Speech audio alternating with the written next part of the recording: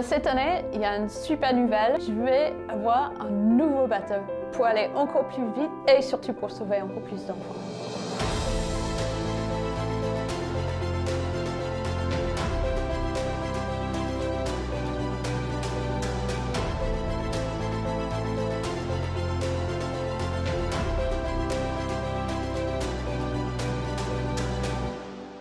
On a eu l'opportunité de faire un bateau qui répondait à l'ensemble des objectifs qu'on s'était fixés, qui nous a été apporté par le chantier Black Pepper, qui était de faire une évolution du bateau d'Armel Tripon lors du Vendée Globe 2020, qui est une carène de SCO. On considère que c'est une carène qui avait un coup d'avance. Et en faisant une évolution de ce bateau, on réutilise des moules existants, ce qui nous évite d'avoir à investir dans un nouvel outillage.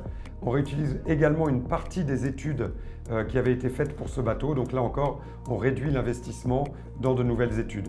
Lors de la dernière campagne de Vendée Globe, on a vu pas mal d'architectes s'exprimer sur les nouveaux bateaux. Il y avait un bateau sur le dernier Vendée Globe qui avait une forme un peu différente.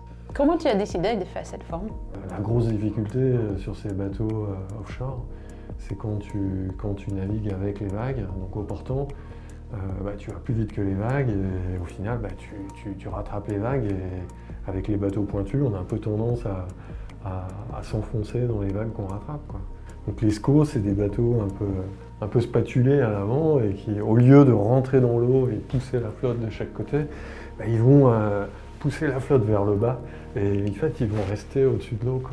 Ça a été testé en 650, ça a vachement bien marché, et puis petit à petit ça a été développé aussi sur d'autres classes. Et puis l'IMOCA qu'on a fait pour Armel, c'était le premier à vraiment exploiter ce concept-là, quoi. Le parcours du Vendée Globe, c'est pas seulement des bords de vitesse sur mer plate au large de l'Orient. Donc on se rend compte que dans le Grand Sud, les bateaux ils sont utilisés à 70% de leur capacité. Et nous, l'objectif, c'est pas forcément d'augmenter la vitesse de pointe, mais vraiment la vitesse moyenne pour accélérer sur un parcours de Vendée Globe. Ça implique aussi le confort du skipper, parce que c'est sûr que si le bateau est invivable, le skipper il est poussé à redescendre un peu le level qu'il met dans le bateau, parce que ça devient insupportable. Je crois qu'il y a des moments où on peut aller très vite avec nos bateaux, mais à l'intérieur, on est en mode survie où ça bouge tellement que j'arrive pas à faire manger.